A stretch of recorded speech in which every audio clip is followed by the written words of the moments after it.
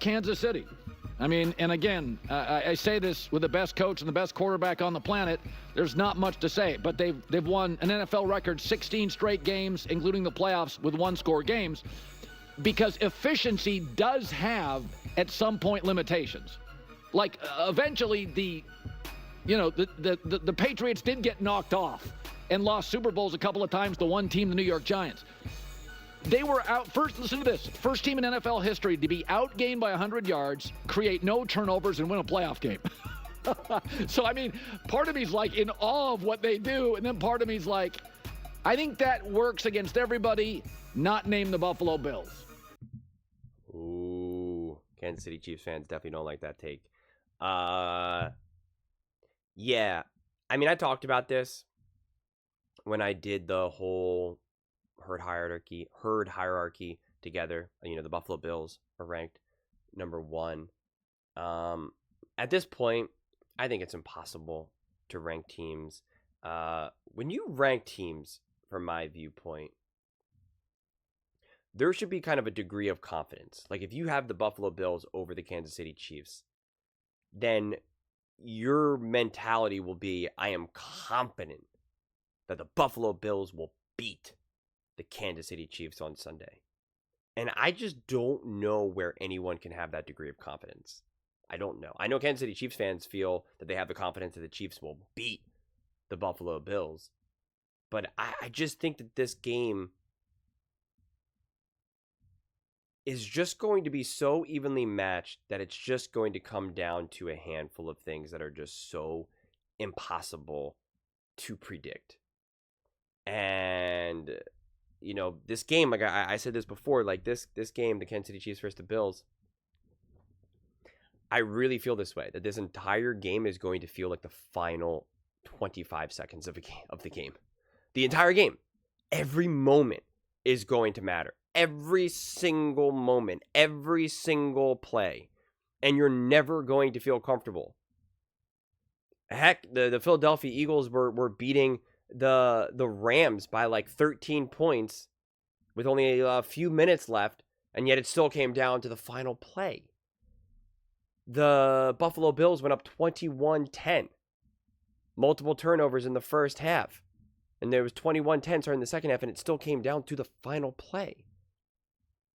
The Kansas City Chiefs were down, I think, 10 points in the Super Bowl to the Philadelphia Eagles. And came down to the final play. Last year, the 49ers got off to a hot start in the Super Bowl, marching down the field, fumble. Overtime. It just becomes so unpredictable. So unpredictable. The 49ers were down by a ton against the Detroit Lions. Comes down to the final play. I mean, the two games that it really didn't come down to the final play were the Bucs versus the Eagles last year and the Packers and Cowboys. So I just like the unpredictability of all of this. Because it would be so easy to be like, oh, the Texans aren't that good. And look what the Kansas City Chiefs did versus the Texans. Like, that was kind of an ugly, weird game. And it's like, okay. And it's like, well, the Bills are better, so they'll beat the Chiefs. And it's just like, you just can't do it that way. And I think the Kansas City Chiefs will be significantly better in the AFC Championship game than they have been all year. Like, I made a statement where on a Buffalo Bills video where I was like, oh, going up against the Kansas City Chiefs, I said, it'll probably be a harder, I think it's not probably, I said it's going to be a harder defense than the Baltimore Ravens. And people are like, no, that's not true. That's not true. The Baltimore Ravens had a tougher defense. And I'm like, I'm sure we can look at the books that way all we want. We can look at the stats and try to manipulate things in that regard. But I'm just like, no. This is the Kansas City Chiefs. This is Spags. Even if during the regular season you can make the argument, which I don't even know if you can, that the defense was better for the Baltimore Ravens or that they've solved something, they figured something out in the second half. Like, you can make that argument, sure.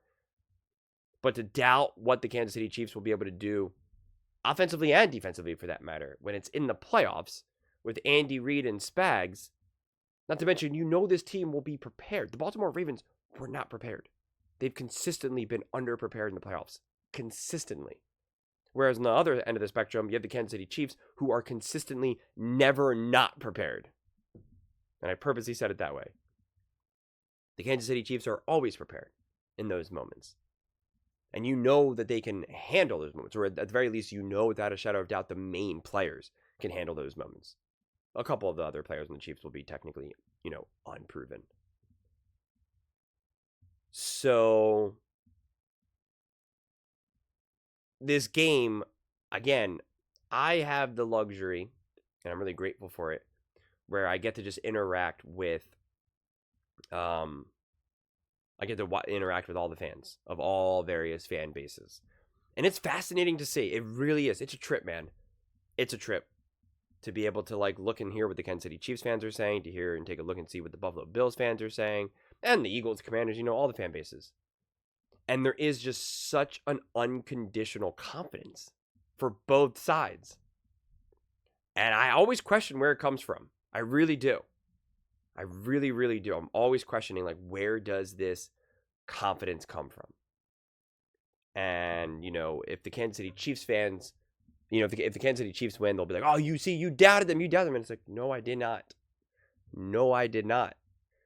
I just don't have degrees. I just have varying degrees of confidence in anything, especially all of this stuff that's football related. And yeah, it's an interesting one. It's an interesting one because we have not even seen this version of the we only technically really only saw this version of the Kansas City Chiefs for one game. One game. And that was against the Houston Texans. And quite frankly, that game unfolded in kind of a weird way. It just did. I'm not even talking about the penalties and any of that stuff like that. It was a weird, muddled up way. And I don't think it was rust. I reject that wholeheartedly. Kansas City Chiefs are too great of a team with too great of players, with too great of a coaching staff. Zero. I just do not believe that was a thing. I really, truly don't. We're going to believe that Patrick Mahomes is somehow rusty right now? No. And Andy Reid doesn't know how to get his team ready off of a bye? What? No. That doesn't make... Andy Reid is an absolute beast off of a bye. A beast. So it was just one of those weird, choppy games that I think is hard to draw conclusions about anything. I know that Travis Kelce was wide open and was able to be a yak monster that game. I also know that Mark Andrews was wide open and was going to be a yak monster if he could catch the ball and not fumble. So that's going to be interesting. I know Josh Allen and the Buffalo Bills got off to a great start against the Baltimore Ravens offensively, but then I know things kind of slowed down a bit. Whether intentional or unintentional, who knows? So this game, man, this game is... I could see this game being one of the highest rated games in the history of the NFL. I think if it's not an Eagles-Chiefs Super Bowl, well, it's hard to say because I guess if the Bills got in, I guess there's so many different matchups that people are going to flock to because if Jaden Daniels Washington Commanders in the Super Bowl, everyone's going to be wanting to be like, oh my God, can the rookie do it? If the Chiefs get in, it's going to be, oh, can they three-peat? And if the Bills win, it's like, oh my God, can the Bills finally do this? And if the Eagles, because I was trying to think of if it's the Eagles versus the Bills or the Eagles versus the Chiefs, but I could just see the Bills-Chiefs game, AFC Championship game. Maybe because I'm doing this channel, I feel more connected to the NFL than I ever have. It just feels like this game will be just so loud. And I don't mean on the field. I just mean just everything around it, the conversations, the fans, the energy. This feels so much bigger to me than last. This definitely feels bigger to me than the AFC Championship game with the Ravens and the Chiefs. And the Bills versus the Chiefs in the divisional round. Something about this just feels so magnified. I don't know why. I'm curious if I'm sure Kansas City Chiefs fans feel that way mainly because of the three-peat, and I don't think that that's what it is right now. I really, really don't.